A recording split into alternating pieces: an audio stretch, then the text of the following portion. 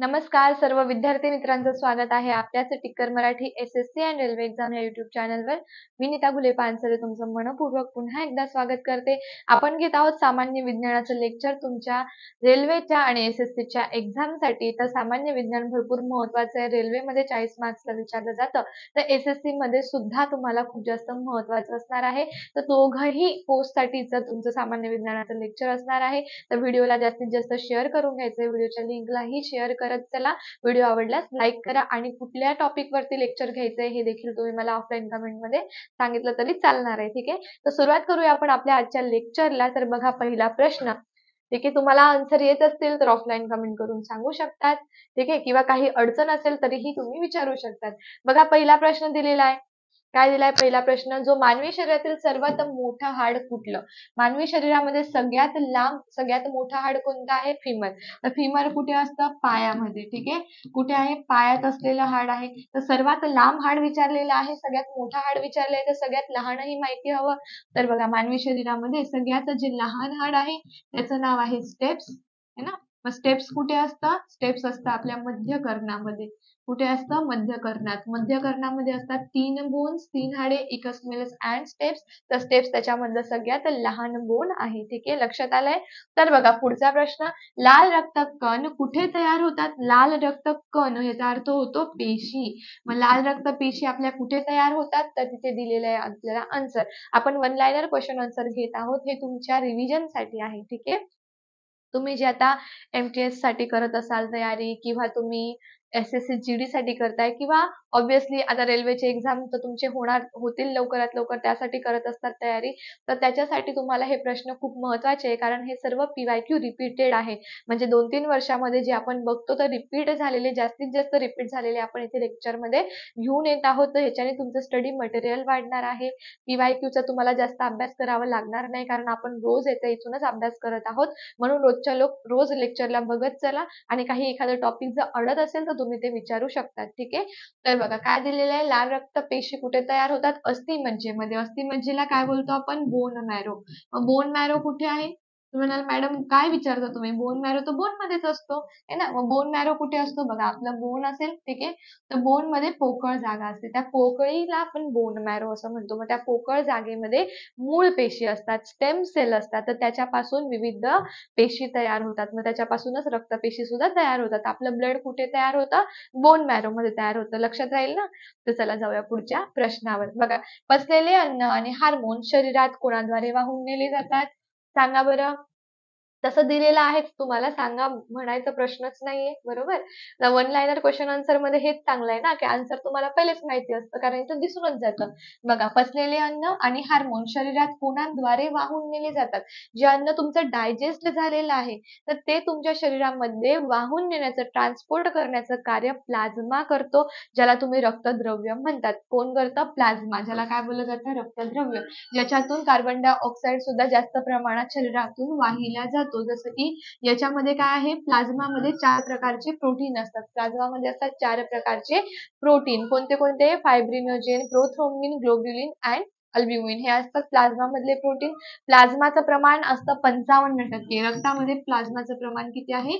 55% असतं. तर ह्याच्यातून कार्बन डायऑक्साईडचं सुद्धा जास्तीत जास्त वहन केलं जातं. म्हणून पचवलेलं अन्न आणि हार्मोन्स, त्याच्यासोबत कार्बन डायऑक्साईड आणि विविध वायू हे कशातून वाहिले जातात? प्लाझ्मा मधून वाहिले जातात. ठीक आहे, लक्षात आलं असेल तर जाऊया पुढच्या प्रश्नावर. सूर्यग्रहण तेव्हा होते. आता सूर्यग्रहण हे कशामध्ये शिकतो आपण? भौतिकशास्त्र.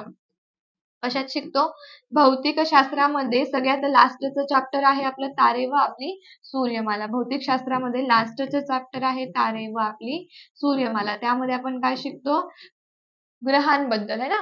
ग्रहांची माहिती. तर सूर्यग्रहण केव्हा होणार आहे? जेव्हा चंद्र, सूर्य आणि पृथ्वी काय असणार आहे? एका रेषेत असणार आहे. मग काय सांगितलंय? चंद्र, सूर्य आणि पृथ्वीच्या मध्ये येतं. म्हणजे जसं सूर्यग्रहण म्हटलेलं आहे, म्हणजे सूर्य जर इथे असेल आणि पृथ्वी जर इथे असेल तर चंद्र काय आहे? यांच्या दोघांच्या मध्ये आहे. म्हणजे सूर्याची जी सावली आहे ती पृथ्वीकडे जाणार नाही. सूर्याचा जो प्रकाश आहे तो पृथ्वीवर जात नाही, कारण चंद्राची सावली कशावर पडते? बघा, चंद्राची सावली पडते सूर्यावरती आणि आपल्याला सूर्य दिसतच नाही. आपल्याला अशा पद्धतीने इथे बघा ब्लॅक झालेलं दिसतं आणि आपण काय म्हणतो, सूर्याला ग्रहण लागलेलं आहे. आपण याला काय समजतो, सूर्यग्रहण झालेलं आहे, पण ऍक्च्युअली ही काय असते, सावली असते. कोणाची? तर चंद्राची असते. ठीक आहे, लक्षात आलेलं असेल. तर बघा पुढचा प्रश्न, पेसमेकर कशाशी संबंधित आहे बरं? पेसमेकरला आपण काय म्हणतो, एसए नोड पण म्हणतो. पेसमेकरला काय म्हटलं जातं? SA node. ठीक आहे, मग आता हे कुठे असतं? आपल्या हृदयामध्ये. आपल्या हृदयामध्ये 4 कप्पे आहे, तर आपल्या हृदयाच्या उजव्या अलिंदामध्ये बघा 4 कप्पे आहे. हे झाले उजवे अलिंद, हे झाले उजवे निलय, हे झाले डावे अलिंद, हे झाले डावे निलय. मग उजव्या अलिंदामध्ये एसे नोड असतो, ज्याला आपण पेसमेकर म्हणतो. याचं कार्य काय आहे? आपल्या हृदयाचे जे इम्पल्स आहे, जे इम्पल्स आपले वहन होत आहे, इम्पल्स जनरेट होत आहे, याला कंट्रोल करण्याचं काम आहे एसए नोडचं. मग कशाशी संबंधित आहे? हृदयाशी. समजा जर आपलं पेसमेकर खराब झालं तर आर्टिफिशियली पेसमेकर बसवावं लागतं. ठीक आहे, लक्षात आलंय. बघा, मानवी रक्तात ऑक्सिजन वाहून कोण नेतं? मानवी रक्तामध्ये ऑक्सिजन कोण वाहून नेईल? लाल रक्तपेशी. ठीक आहे, लाल रक्तपेशी म्हणजे आरबीसी. आणि ऑक्सिजन वाहून नेण्यामुळेच त्यांचा कलर लाल आहे. कारण ऑक्सिजन जे आहे, तर ऑक्सिजन एक वायू आहे.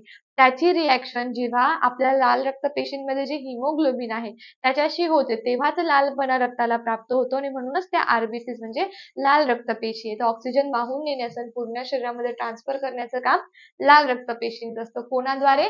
हिमोग्लोबिनद्वारे. कोणाद्वारे वाहिलं जातं हे? हिमोग्लोबिनद्वारे. ठीक आहे, लक्षात आलेलं असेल तर जाऊया पुढच्या प्रश्नावर. बघा, एक चरबी विरघळणारे जीवनसत्व आहे. हे काय आहे? चरबीमध्ये विरघळणारे. चरबी म्हणजे काय? फॅट मध्ये. ठीक आहे, मग फॅट मध्ये सोल्युबल असे विटामिन कोणतं आहे? ए, डी, ई आणि के. आणि तेच जर विचारलं गेलं तर वॉटर सोल्युबल. तर वॉटर सोल्युबल कुठलं येणार आहे सांगा बरं? तर वॉटर सोल्युबल विटामिन येतं बी अँड सी. काय येणार आहे? बी अँड सी. लक्षात आलं. बी म्हणजे बी कॉम्प्लेक्स आहे, 8 विटामिनचा ग्रुप आहे, तर त्याच्यापैकी 7 सगळे जे 7 आहे ते वॉटरच सोल्युबल आहे. पण एकच आहे B12 जे मी तुम्हाला शिकवलेलं आहे, तर ते त्याला बोललं जातं सायनोकोबाल्मिन. ते फॅट मध्ये विरघळतं. हे नोट डाऊन करून ठेवत चला, कारण हे तुम्हाला खूप महत्वाचं आहे. ओके, देन आहे पुढचा प्रश्न. बघा, अल्युमिनियमचे मुख्य धातू आहे. अल्युमिनियम हे कशाचे मुख्य धातू आहे? बघा, निसर्गामध्ये आपल्याला काहीतरी सापडत असेल आणि त्याच्यापासूनच अल्युमिनियमची काय होत असेल? उत्पत्ती होत असेल, बरोबर. पूर्ण निसर्गामध्ये असं नाही ना की अल्युमिनियम घ्यायला गेलो आणि निसर्गात खोदकाम केलं आणि अल्युमिनियम आपल्याला भेटलं, नाही. तर अल्युमिनियम कशाच्या स्वरूपात सापडतं? आपल्याला बॉक्साईडच्या स्वरूपात सापडतं. ठीक आहे, तर हा प्रश्न तुम्हाला भरपूर वेळेस आलेला आहे. याला तुम्ही स्टार मार्क करून ठेवायचा आहे. 2-4 वेळेस विचारलेला आहे रेल्वेमध्ये, सो आताही येण्याची शक्यता आहे. ठीक आहे, त्यानंतर बघा, दुधाचे दह्यामध्ये मिश्रण कशामुळे होते? आता दुधाचे दह्यामध्ये मिश्रण होण्याच्या ऐवजी आपण लिहूया रूपांतर. है ना? आता दूध आहे, तर दुधाचं दह्यामध्ये रूपांतर कोणामुळे होतं? तर त्यामध्ये असलेल्या जीवाणूंमुळे, ज्याचं नाव आहे लॅक्टोबॅसिलस. आणि हे आपल्या शरीराला काय आहे? गूळ आहे. काय आहे हे? गूळ बॅक्टेरिया. तुम्हाला माहिती आहे आपल्या शरीरामध्ये बॅक्टेरिया असतात. सकाळी सकाळी उठल्यानंतर जर तुम्ही कोमट पाणी, गरम पाणी पित असाल, तर ते बॅक्टेरिया शरीरामध्ये पुन्हा पोटामध्ये जातात. कारण रात्रभरामध्ये ते सगळे आपल्या तोंडापर्यंत, मुखापर्यंत आलेले असतात. तर तुम्ही विदाऊट गरम पाणी किंवा कोमट पाणी पिता, तुम्ही जर त्याला बाहेर टाकत असाल किंवा ब्रश वगैरे करून आपण काय करतो, बिना पहिले पाणी पिता ब्रश करतो आणि ऑब्व्हियसली आपल्याला ती सवय असते. पण त्याच्या अगोदर, ब्रशही करण्याच्या अगोदर गरम पाणी पिल्यानंतर आपल्या शरीरामध्ये 1.5 किलोच्या आसपास बॅक्टेरिया असतात, जे पुन्हा पोटात जातात आणि ते गुड बॅक्टेरिया आहे, ते ईस्ट इन्फेक्शनला थांबवायचं काम करत असतात. जे ईस्ट इन्फेक्शन होतं, तर त्या ईस्टला कंट्रोल करण्यासाठी हे बॅक्टेरिया असतात. ठीक आहे, म्हणून तुम्हाला दही खायला लावतात बघा, जेव्हा तुम्ही वीक झाले असाल. ठीक आहे, ईस्ट इन्फेक्शन तुमच्यामध्ये वाढलं असेल, तर तेव्हा तुम्हाला दही खायला लावतात. का बरं? कारण त्याच्यामध्ये हे बॅक्टेरिया असतात, जे गुड असतात आपल्यासाठी. ठीक आहे, मग हे काय करतात? दुधाचे दह्यामध्ये रूपांतर करतात. ओके, देन आहे पुढचा प्रश्न. आय थिंक लास्टचा क्वेश्चन आहे. बघा, काय दिलेलं आहे? व्हायरसमध्ये काय होते? व्हायरसमध्ये काय होते? काय असते व्हायरस म्हणजे? व्हायरस म्हणजे विषाणू असतो मॅडम, है ना? पण विषाणू हा जिवंत आहे का रे?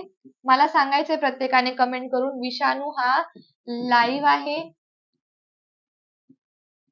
Live or not? लाईव्ह आहे की नाही? प्रत्येकाने सांगायचे. विषाणूमध्ये असतं न्यूक्लिक ऍसिड आणि प्रथिने. विषाणू काय आहे? हे बनलेले आहेत न्यूक्लिक ऍसिड आणि प्रोटीनचे बनलेले आहे. त्यांचं जे आउटर मोस्ट लेयर आहे ही बनलेली असते प्रोटीन पासून. आणि विषाणू हे जिवंत आहे की नाही हे मला तुम्ही ऑफलाईन कमेंट करून सांगायचंय. सो आजसाठी इतकंच. तुम्हाला चांगल्या पद्धतीने आजचं लेक्चर समजलं असणारच आहे. ठीक आहे. तरी जर काही अडचण आली तर तुम्ही मला ऑफलाईन कमेंट करून विचारू शकतात. हेच प्रश्न तुम्हाला 100% विचारले जातील. हेच प्रश्न रेल्वेला तुम्हाला दिसतील आणि त्याच्यानंतर तुम्ही मला कमेंट करत सांगाल की मॅडम हो हेच प्रश्न होते. सो आधीपासूनच तयारी करा. आधीपासूनच अभ्यासाला सुरुवात करायची आहे. ठीक आहे. आय होप खूप छान पद्धतीने समजलंच असणार आहे. असेच व्हिडिओ बघण्यासाठी, असे नवीन नवीन क्वेश्चन आणि PYQ क्वेश्चनचा अभ्यास करण्यासाठी टिकर मराठी SSC आणि रेल्वे एक्झाम चॅनलला सबस्क्राईब करा. आपलं ऍप सुद्धा आहे. ऍपला डाउनलोड करा. लेक्चर आवडल्यास नक्की लाईक करायचंय. लिंकला जास्तीत जास्त शेअर करायचंय. पुन्हा भेटूया नवीन क्वेश्चन सोबत. तोपर्यंत bye bye. Take care. Wish you all the best. जय हिंद. Thank you.